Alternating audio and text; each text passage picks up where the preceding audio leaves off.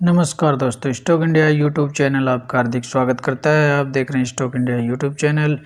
यदि आप पहली बार चैनल पेज को विजिट कर रहे हैं तो बेल आइकन को हिट करके ऑल को सेलेक्ट कर लें। तो मित्रों, वीडियो की शुरुआत करने से पहले आपको बता दें, आज चैनल पर एक बहुत ही महत्वपूर्ण जो वीडियो है वो अपलोड कर दिया गया है।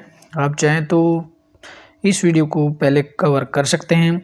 अडानी और हिंडनबर्ग जो मामला है उस पर सुप्रीम कोर्ट से इस वक्त की बड़ी खबर निकल कर के आ रही है, तो इस वीडियो को भी आप देखना न भूलें। बहुत ही महत्वपूर्ण वीडियो है अडानी ग्रुप पर, तो ये वीडियो आप जरूर कर लें। इसका लिंक नीचे आपको डिस्क्रिप्शन बॉक्स में मिल जाएगा, या आप चाहें तो चैनल पेज पर जा कर के यहाँ से भी इसको विजिट कर सकते हैं। तो मित्रों, अब शुरुआत कर लेते हैं इस वीडियो की। तो मित्रों, आ गए हैं सबसे पहले हम नॉर्मल स्क्रीन पर, और इस वीडियो में हम कुल मिलाकर के 3 जो टॉपिक्स हैं उन पर चर्चा करने वाले हैं।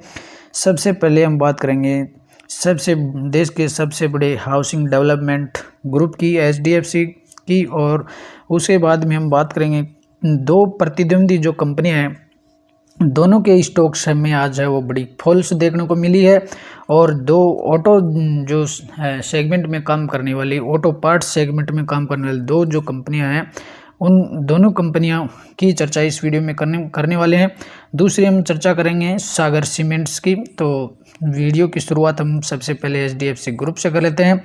और हाउसिंग डेवलपमेंट फाइनेंस कॉर्पोरेशन जो HDFC जो ग्रुप है, इस वक्त बहुत ही एक बड़ी डील है वो निकल करके सामने आ रही है। HDFC ने एक बहुत ही बड़ा जो पैसा है वो मार्केट से अरेंज किया है, और ये जो पैसा है वो HDFC में बड़ा जो एक बड़ी न्यूज़ है वो देखने को आपको मिल रही है। और भारत की जो सबसे बड़े जो प्राइवेट बॉन्ड, यूँ कहें कि देश के सबसे बड़े प्राइवेट बॉन्ड सेल के जरिए HDFC जो ग्रुप है, HDFC है, उसने 25,000 करोड़ रुपए है वो बॉन्ड के जरिए जुटाए हैं। और HDFC बॉन्ड जो इश्यू है, इसमें HDFC ने 27,863 करोड़ रुपए के 92 जो बोलियां मिली हैं, जिसमें HDFC ने 2,500 करोड़ रुपए की 55 बोलियों को स्वीकार किया है। और इसमें HDFC 18 फरवरी 2023 को, यानी 18 फरवरी 23 को इसमें ये बॉन्ड है वो इशू किए जाएंगे। तो बात कर लेते हैं हाउसिंग जो डेवलपमेंट कॉरपोरेशन है, उसने 10 वर्ष की मैच्योरिटी वाले और बॉन्ड्स है वो जारी करके 25,000 करोड़ रुपए जुटाए हैं।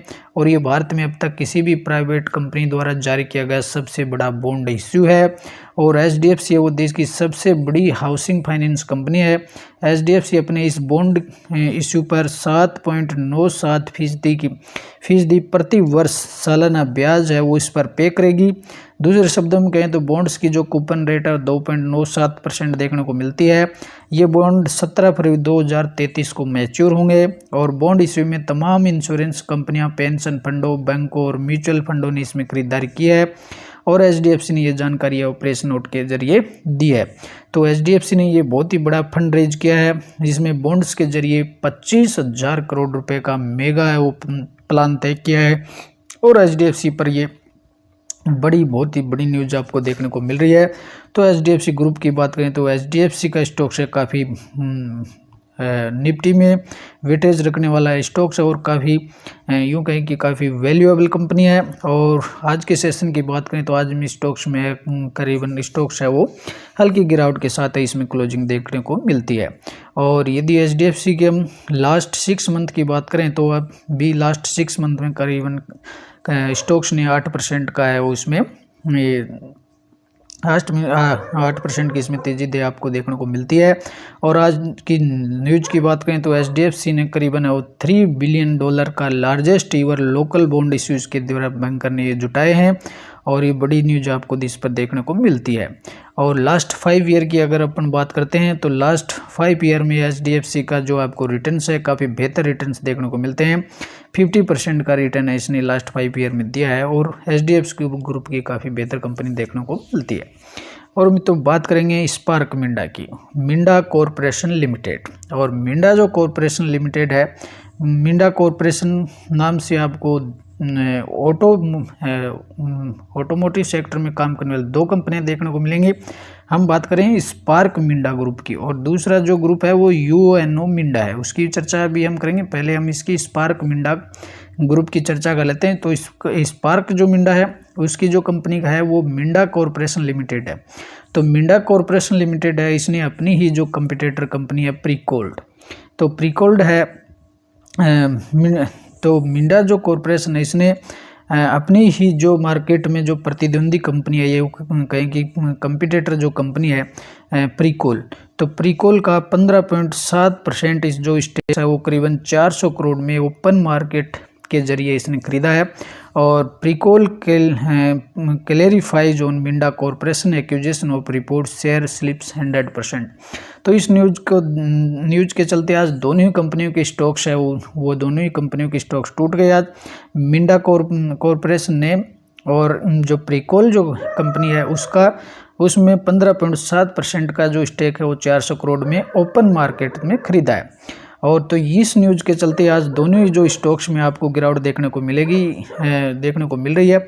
और अपन मिंडा कॉर्प की बात करें तो मिंडा कॉर्प का जो स्टॉक्स है उसमें करीबन 5% की गिरावट आपको देखने को मिल रही है।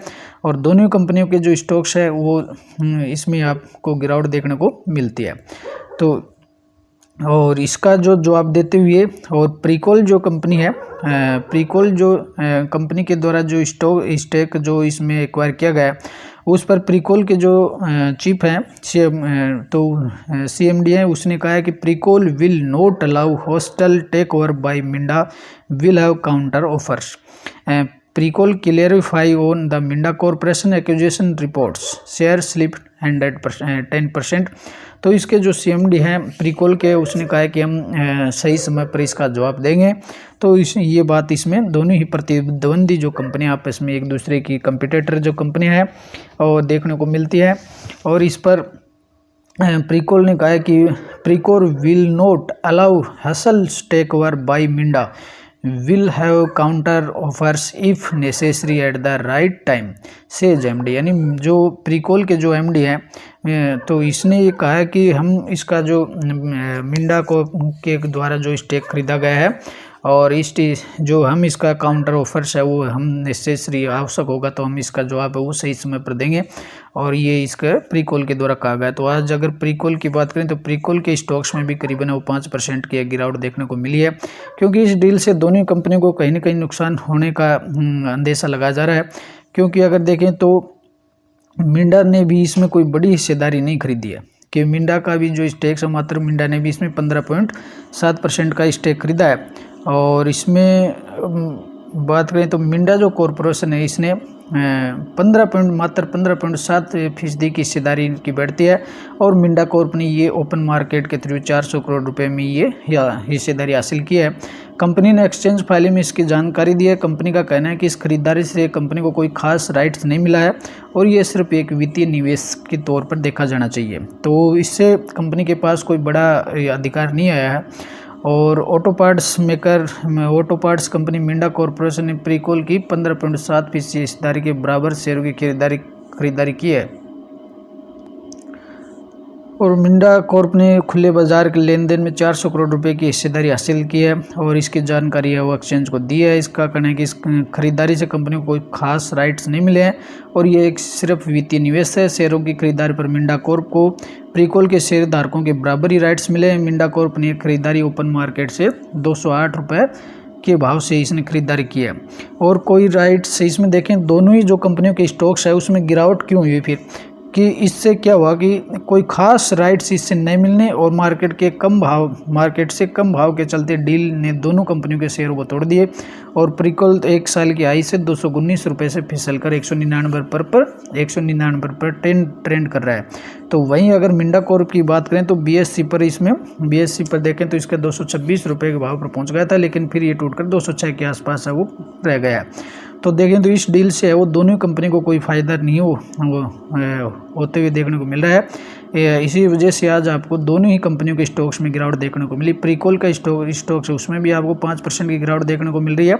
और वहीं अगर अपन मिंडा कॉर्प की बात करें तो इसमें भी करीबन वो 5% की गिरावट देख रही है। तो इस डील से कोई विशेष फायदा या नुकसान दोनों कंपनियों को नहीं होने वाला है और इस वजह से दोनों ही कंपनी कंपनियों के स्टॉक्स में आज गिरावट देखने को मिली है।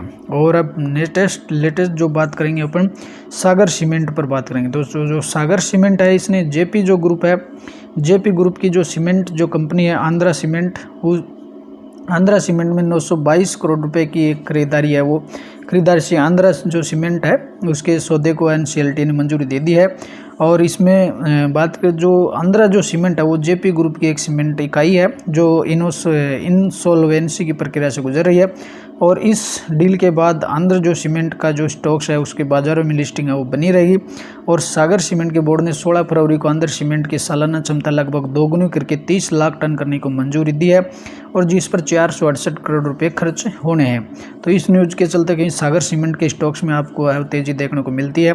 और आज सागर सीमेंट का जो स्टॉक्स है उसमें करीबन 4% की तेज़ी आपको देखने को मिलती है, क्योंकि सागर सीमेंट के द्वारा जो अनाउंसमेंट किया है कि वो जो आंध्रा जो सीमेंट की जो इकाई है, आंध्रा सीमेंट की जो इकाई है उसकी जो सालाना जो प्रोडक्शन की क्षमता है उसे कहीं ना कहीं दोगुनी करके करीबन है वो 30 लाख टन करने की मंजूरी दी है, जिस पर 468 करोड़ रुपए है वो सागर सीमेंट है वो इन्वेस्टमेंट करने वाला है।